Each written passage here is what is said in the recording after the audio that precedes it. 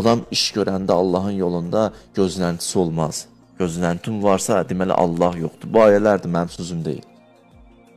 La nuridu minkum cəzaən və la şükura deyənlərin övladıyıq. Və yaxud övladları olmalıyıq. Onlar kimdir? Onlar Əhl-i Beytdir. Yedilər yox, yedirtdilər, ac qaldılar, yedirtdilər. Amma axırda heç təşəkkür də gözləmədilər.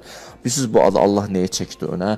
Allah onu çəkdi önə ki, adam o ən həssas anında bir nəfərə diqqət edir və yaxşılıq edir. Orada daha çox gözlənti olur ki, mən özümü çətin vəziyyətə salıb səni çətinlikdən çıxartmışam.